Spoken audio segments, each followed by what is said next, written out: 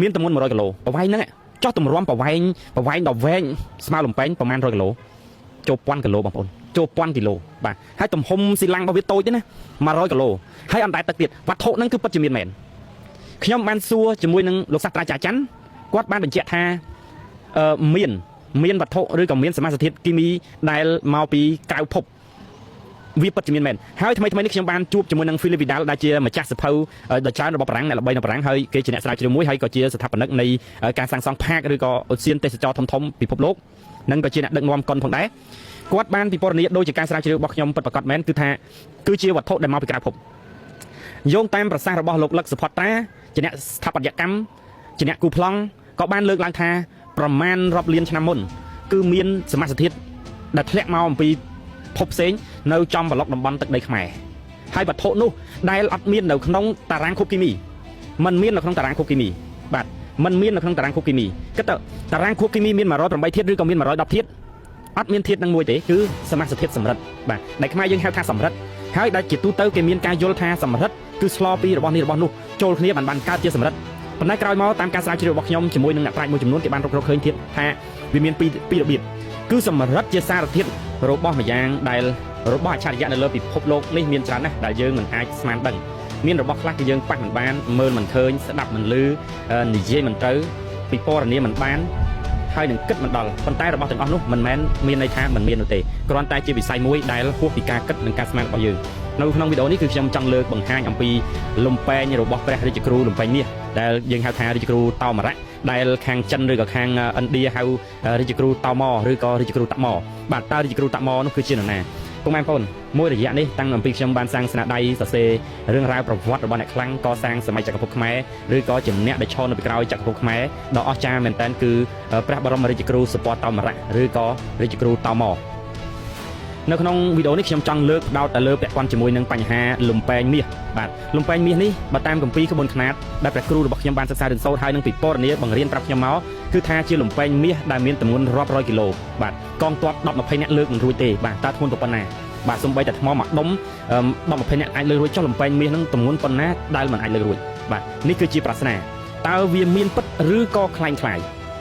តើបុរាណកុហកឬក៏យើងចេះមិនដល់នេះគឺជាសំណួរបាទលំពេងមាសកាត់ដែកដាច់បាទហើយក្នុងវិទ្យាសាស្ត្រយើងឃើញថាដែកនិងមាសដាច់រឹងជាងហេតុអ្វីក៏មាសកាត់ដែកដាច់តើនេះជាកុហកពុតផុសឬក៏មានពិតមែនហើយបើសិនជាមានពិតមែនតើវាជាអ្វីបាទនេះចំណុចទី1ហើយរឿងទាំងអស់ហ្នឹងគឺខ្ញុំធ្វើការស្រាវជ្រាវអស់រយៈពេល 3-4 ឆ្នាំនេះមកហើយបាទ 3-4 ឆ្នាំតាំងអំពីវត្តមានខ្ញុំដែលព្រះអង្គច័ន្ទមនីបានបង្ហាញឲ្យពុកម៉ែបងប្អូនបានស្គាល់ហ្នឹងតាំងអំពីហ្នឹងគឺខ្ញុំបានចាប់ផ្ដើមស្រាវជ្រាវ research សរសេរចងក្រងអំពីដំណើរប្រវត្តិរបស់ព្រះរាជគ្រូតោមរៈរហូតដល់មានពុកម៉ែបងប្អូនឬក៏អ្នកប្រាជ្ញពិទូមួយចំនួនយល់ថាខ្ញុំប្រឌិតឬក៏ខ្ញុំសរសេរឡើងចេះតែសម័យផ្ដេសផ្ដាស់រហូតដល់មានបញ្ញវន្តមួយចំនួនយកទៅពាក្យនឹងថាតោងាប់ទៀតតោមរៈគេថាយមរៈហ្នឹងប្រែថាងាប់ហើយតោហ្នឹងយកតោងាប់អញ្ចឹងទៅនេះគឺជាការបកប្រែបកសម្រួលដោយខ្វះមូលដ្ឋានដោយខ្វះហេតុផលដោយខ្វះពិចារណាដោយគ្រាន់តែស្អប់ដោយគ្រាន់តែមិនត្រូវនឹងបំណងខ្លួនឯងហើយក៏មានការទិញតល់ជាមួយនឹងខ្ញុំក៏ប៉ុន្តែខ្ញុំមិនខឹងទេដោយសារតែភាពល្ងងខ្លៅចំណែកខ្ញុំស្រាវជ្រាវខ្ញុំមិនដែលបដិសេធចំពោះតម្រេះវិជារបស់ចាស់ទុំទេអ្វីដែលចាស់ទុំប្រាប់មកមិនជឿតែធ្វើការស្រាវជ្រាវនេះគឺជាមូលដ្ឋានគ្រឹះជាមូលដ្ឋានគិតនៃបញ្ញវន្តរបស់ប្រទេសជាតិបាទអញ្ចឹងលំពេងមាសកាត់ដៃដាច់ចំណុចទី1ចំណុចទី2លំពេងមាសធ្ងន់10-20អ្នកលើកអត់រួចចំណុចទី3លំពេងមាសរបស់ព្រះរាជគ្រូតោមរៈអណ្ដែតទឹកអណ្ដែតប្រប្រាស់លើទឹកដូចជាទូកមិនមែនត្រឹមតែជាថ្មដែលផ្លុងកាថ្មអណ្ដែតផ្លុងជាមួយទឹកទេអត់ចឹងទេគឺអណ្ដែតលើទឹកប្រប្រាស់ទឹកតែម្ដងប្រប្រាស់ទឹកបាទវានៅលើទឹកដូចជាទូកអញ្ចឹងឯងបាទតើរឿងនេះអាចមានពិតដែរឬទេបងប្អូនមានពិតដែរឬទេការស្រាវជ្រាវរបស់ខ្ញុំដោយបានតម្រុយបានសេចក្តីបំភ្លឺជាច្រើនអំពីលោកកែវបុរីដែលជាអ្នកបុរាណវត្ថុគឺពិតជាមានមែនហើយថែមទាំងមានភស្តុតាងបាទមានភស្តុតាងដែលរឿងនេះសូមលក្ខណៈជនបន្តិចក៏ប៉ុន្តែមានភស្តុតាងដែលមានវត្ថុតូចតែប៉ុណ្្នេះទំហំប៉ុណ្្នេះចាំខ្ញុំដាក់រូបភាពឲ្យមើលមានទម្ងន់100គីឡូប្រវែងហ្នឹងចោះទម្រាំប្រវែងដល់វែងស្មើលំពេងប្រមាណ100គីឡូចូល1000គីឡូបងប្អូនចូល1000គីឡូបាទហើយទំហំស៊ីឡាំងរបស់វាតូចទេណា100គីឡូហើយអណ្ដែតទឹកទៀតវត្ថុហ្នឹងគឺពិតជាមានមែនខ្ញុំបានសួរជាមួយនឹងលោកសាស្ត្រាចារ្យច័ន្ទគាត់បានបញ្ជាក់ថាមានវត្ថុឬក៏មានសមាសធាតុគីមីដែលមកពីក្រៅភព វាពិតជាមានមែនហើយថ្មីនេះខ្ញុំបានជួបជាមួយនឹង Philip Vidal ដែលជាម្ចាស់សិភៅដ៏ច្រើនរបស់បារាំងអ្នកល្បីនៅបារាំងហើយគេជាអ្នកស្រាវជ្រាវមួយហើយក៏ជាស្ថាបនិកនៃការសាងសង់ផាកឬក៏ឧទ្យានទេសចរធំពិភពលោកនិងក៏ជាអ្នកដឹកនាំកុនផងដែរគាត់បានពិពណ៌នាដូចជាការស្រាវជ្រាវរបស់ខ្ញុំពិតប្រាកដមែនគឺថាគឺជាវត្ថុដែលមកពីក្រៅភពយោងតាមប្រសាសន៍របស់លោកលឹកសុផតត្រាជាអ្នកស្ថាបត្យកម្មជាអ្នកគូប្លង់ក៏បានលើកឡើងថាប្រមាណរាប់លានឆ្នាំមុនគឺមានសមាសធាតុដែលធ្លាក់មកអំពីភពផ្សេងនៅចំប្លុកតំបន់ទឹកដីខ្មែរហើយវត្ថុនោះដែលអត់មាននៅក្នុងតារាងខូបគីមីมันមាននៅក្នុងតារាងខូបគីមីបាទมันមាននៅក្នុងតារាងខូបគីមីគិតទៅតារាងខូបគីមីមាន108ធាតុឬក៏មាន110ធាតុអត់មានធាតុនឹងមួយទេគឺសមាសធាតុសម្រិតបាទដែលខ្មែរយើងហៅថាសម្រិតហើយដែលជាទូទៅគេមានការយល់ថាសម្រិតគឺឆ្លពីរបស់នេះរបស់នោះចូលគ្នាបានកើតជាសម្រិតប៉ុន្តែក្រោយមកតាមការស្រាវជ្រាវរបស់ខ្ញុំជាមួយនឹងអ្នកប្រាជ្ញមួយចំនួនគេបានរកឃើញធាតុថាវាមានពីររបៀបគឺសម្រិតជាសារធាតុមួយដាច់ដោយឡែករបស់វាតែម្ដងហើយនឹងសម្រិតមួយទៀតគឺជាការលាយផ្សំជាមួយនឹងសមាសធាតុផ្សេងៗដោយលាយជាមួយនឹងសមាសធាតុសម្រិតដែលមិនអាចខ្វះបានសមាសធាតុសម្រិតនោះឯងដែលมันមាននៅក្នុងសារធាតុគីមីពុកម៉ែបងប្អូនឧទាហរណ៍ថាសារធាតុមាសគឺវាមានម៉ាស់មៀតម៉ាញេទិកដង់ស៊ីតេចរន្តរបស់វាមាសរបៀបវាដោយសារវាដាច់គ្នាដោយឡែករបស់វាអញ្ចឹងបានគេកំណត់ថាជាមាសដល់ទៅពេលដែកវាមានសីតុណ្ហភាពម៉ាស់មៀតម៉ាញេទិកដែនចរន្តធម្មពលភាពរឹងរបស់វាអញ្ចឹងទៅគេកំណត់ថាជាដែកដល់ប្រាក់វាមានរបៀបសមាសធាតុរបស់វាអញ្ចឹងគេកំណត់ថាប្រាក់តុងដែងលោហៈស្ពាន់លង្ហិនមាសផ្លាទីនសំណប៉ាហាំងបាទអញ្ចឹងនេះកែលេខដើមហ្នឹងគ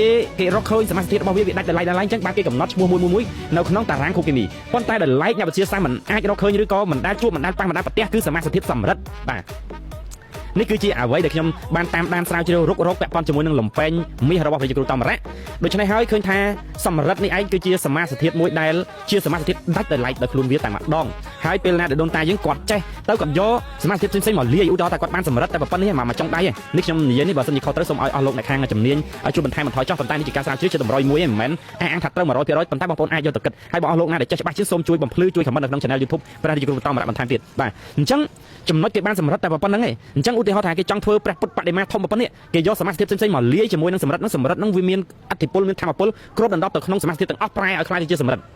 ឃើញទេបងប្អូនហើយតាមការស្រាវជ្រាវរបស់ខ្ញុំទៀតសោតមានបាលីគាថាឬក៏មុនអាគមដែលគេអាចខាបសមាសធាតុសម្រិតមានន័យថាសារជាតិហ្នឹងគឺជាសារធាតុដែលមានវិញ្ញាណដែលមានធម្មពលរស់បាទហើយវាពិតជាអាចស៊ីដៃស៊ីមាសស៊ីអីបានប្រកបមែនឬក៏ស៊ីបារ៉តដែលយើងនាំគ្នាថាតលាយជាមួយបារ៉តតលាយជាមួយស្អីចឹងទៅអាហ្នឹងហើយដែលយើងនាំគ្នាគិតថារបៀបហ្នឹងតែតាមការស្រាវជ្រាវរបស់ខ្ញុំទេខ្ញុំគ្រាន់តែនិយាយថាការស្រាវជ្រាវរបស់ខ្ញុំទេត្រូវឬខុសបងប្អូនអាចពិចារណាខ្លួនឯងទៀតចុះខ្ញុំអត់ធានាថាត្រូវទេប៉ុន្តែប្រធានបទនេះដោយសារខ្ញុំលើករឿងហ្នឹងឡើងគឺដោយសារតែលំពេងមាសព្រះជាគ្រូតមរៈឬក៏ព្រះជាគ្រូតមដែលជាព្រះជាគ្រូរបស់បកូណាសូរិយជ័យប្រមាណទី7សំដៅជ័យប្រមាណទី7នាមនៅក្នុងប្រវត្តិសាស្ត្ររបស់លោកឈ្មោះថាសិវក្របណ្ឌិតនៅក្នុងអ្នកគុណនិយមគេហៅថារាជគ្រូលំពេងមាសបាទហើយនៅក្នុងក្រមងាររបស់លោកគេហៅថាលោកគ្រូតមនេះគឺក្នុងវចនានុក្រមក៏អានអញ្ចឹងដែរវចនានុក្រមស្ដេចជួនណាត់ក៏អានថាអញ្ចឹងដែរបាទពាក្យតមប៉ុន្តែយើងអានដល់ចុច2ទៅយើងអានតមរៈបាទមិនមែនតងាប់ដូចជាមនុស្សអកតេដែលគ្រាន់តែឃើញភ្លាមមិនឲ្យតម្លៃគេហើយវាតម្លៃគេដោយអត់មានវិចារណញ្ញាណដោយចំណេះវិជ្ជាបាទអញ្ចឹងពាក់ព័ន្ធជាមួយនឹងអ្វីដែលព្រះគ្រូភូមិនគរីបានចងក្រងបានរៀបរាប់ពីពរនីពិតជាមានមែននៅក្នុងផែនដីយើងពិតជាមានមែន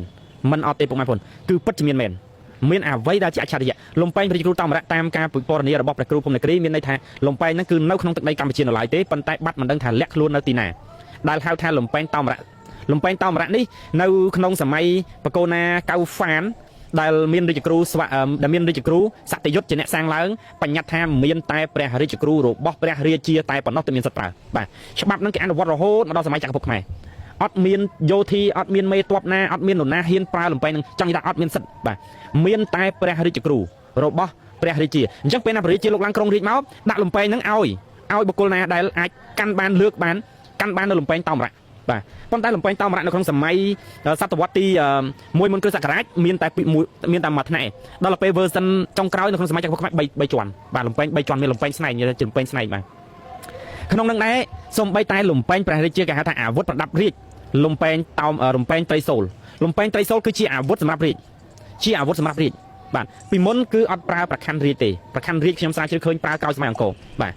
ប្រើក្រោយសម័យអង្គរនៅសម័យមុនអង្គរវត្ថុប្រដាប់សម្រាប់រាជគឺត្រីសូលហើយត្រីសូលនេះបញ្ញត្តិតាំងអំពីបកូណាកៅហ្វានឆ្នាំ97មុនគ្រិស្តសករាជបាទ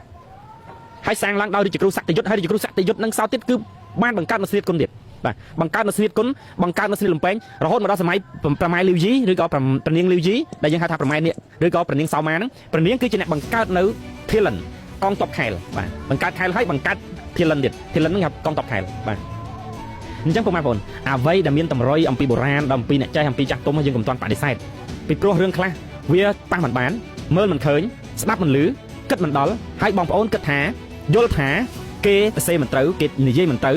នោះអ្វីដែលខុសមិនមែនអ្នកស្រាវជ្រាវមិនមែនអ្នកសរសេរមិនមែនអ្នកចងក្រងមិនមែនអ្នកចេះចាំនឹងគាត់ខុសទេគឺបងប្អូនជាអ្នកខុសហើយជាពិសេសបញ្ញវន្តមួយចំនួនដែលបានមកជួបខ្ញុំហើយបាននិយាយរិះគន់ឬក៏ចំអកឡកលើយដោយអាការៈបង្អាប់បង្អន់ពាក្យថាតោមរៈនឹងតោងាប់បាទតោងាប់មរៈហ្នឹងបល័យថាងាប់ហើយតោគេថាសត្វតោនោះតែមិនមែនពាក្យហ្នឹងគឺជាពាក្យតែមួយតោមរៈឬក៏តោមហ្នឹងប្រែថាលំពេងស្នែងក្របីបាទប្រែថាលំពេងស្នែងក្របីបងប្អូនអាចមើលនៅក្នុងវចនានុក្រមបានថាអ្វីដែលខ្ញុំនិយាយមានឯកសារយោងមានភស្តុតាងមានសាក្សីមានអ្នកដឹងឮពិតប្រាកដមែនអញ្ចឹងបើសិនជាបងប្អូនមិនដឹងឮមិនបានយល់មិនបានដឹងហើយបងប្អូនបដិសេធហើយថាគេខុសនោះមានតែបងប្អូនទេដែលខុសមិនទេខ្ញុំនិយាយចំពោះបញ្ញវន្តមួយចំនួនសម្រាប់ពុកម៉ែបងប្អូនដែលគ្រប់គ្រងខ្ញុំសូមអរគុណហើយក្នុងវីដេអូនេះបងប្អូនជួយ share និងចែករំលែកទាំងអស់គ្នាបាទពីព្រោះសាវតានៃលំពេងរាជគ្រូតោមរៈគឺមានប្រកាសមែននៅក្នុងនគរខ្មែរតែយើងអត់ដឹងទេហើយបើយើងថាវាមានចុះលំពេងរបស់រាជាជ័យម៉ាន់ទី7ចុះអាវក្រោះទៅចុះស្អីទាំងអស់វត្ថុទាំងអស់ទៅណាមានអ្នករក្សាទុកបងប្អូនមានអ្នករក្សាទុកខ្ញុំហ៊ាននិយាយចឹងមានអ្នករក្សាទុកបាទវាពិបាកនឹងបញ្ចេញបាទហើយអ្នកដែលរក្សាទុកនឹងខ្ញុំក៏ស្គាល់ខ្លះទៀតបងប្អូនបាទអញ្ចឹងរឿងខ្លះដែលយើងមើលមិនឃើញស្ដាប់មិនឮនិយាយមិនកើតវាមិនមែនថាអត់មានទេគឺវាមានបាទអញ្ចឹងនៅក្នុងវីដេអូនេះខ្ញុំគ្រាន់តែចង់ចែករំលែកពាក់ព័ន្ធជាមួយនឹងលំពេញរាជគ្រូតោមរៈដែលមានដែលជាលំពេញមាសខ្ញុំសូមបន្ថែមទៀតខ្ញុំធ្លាប់បានសួរលោកគ្រូហមនីសូហានគាត់បានបង្ហាញអំពីប្រភេទនៅក្នុងគម្ពីរបុរាណមានមាសមួយយ៉ាងគេហៅមាសត្រជាក់ហ្នឹងរឹងហៅមាសត្រជាក់ហ្នឹងគេហៅថាមាសសង្កេតិហ្នឹងក៏រឹងដែររឹងឈ្នះដៃទៅទៀតហើយក្នុងការពិពណ៌នារបស់ព្រះគ្រូលំពេញរាជគ្រូតោមរៈពេលដែលចូលទៅក្នុងសមរភូមិមិនចាំបាច់កាប់គ្នាដល់អញ្ចេះទេត្រឹម1ម៉ែត្រដែលរត់ទាំងកិច្ចគ្នាណា1ម៉ែត្រគឺថាដាច់តែម្ដងផុសតែម្ដងអស់ចាឆាក់រយៈដល់ហ្នឹងបងប្អូនថាវាមិនដែលវាមិនគួរឲ្យជឿថាវាមិនជឿបងប្អូនដែលឃើញប្រភេទថ្មស៊ីដែកដែលគេបង្ហាញនៅក្នុង YouTube ឯងមានថ្មស៊ីដែកម្យ៉ាងហ្នឹងគឺថាដាក់ដែកទៅគឺរលាយបាត់ចូលក្នុងដែកនឹងតែម្ដងតែដែកហ្នឹងអត់រីកមាសទេតែដែកឲ្យតែដែកដាក់ចូលទៅគឺរលាយបាត់ដាក់ដែកចូលទៅរលាយបាត់តែម្ដងហើយមាសវាក៏រីកទៀតយើងសួរថាមើលយើងគិតយល់ទេរឿងនេះយើងគិតយល់ទេយើងគិតអត់យល់មានប្រភេទថ្មស៊ីដែកប្រភេទទៀតយកដែកទៅដាក់ពីលើដែកទាំងអស់ហ្នឹងស្រួយតែម្ដងស្រួយកាច់ផុសដូចស្ដែកគួយឃើញទេអាហ្នឹងគឺជាអច្ឆរិយៈដែលយើងរកឃើញដែលមានមនុស្សដែលគេមានវត្ថុមួយយ៉ាងទៀតយកដែកទាំងអស់មកដាក់1ម៉ែត្រជុំវិញឬក៏2ម៉ែត្រជុំវិញដែកទាំងអស់คล้ายជារាវដូចជាទឹកដែករាវដូចទឹកយើងគិតមើលដែកភ្លើង3000អង្សាបានអាចរំលាយដែកឲ្យវារាវប៉ុន្តែវត្ថុមួយយ៉ាងហ្នឹងគ្រាន់តែដាក់នៅចិត្តដែកក៏រាវបានយើងបងប្អូនថាម៉េចបងប្អូនបកស្រាយថាម៉េច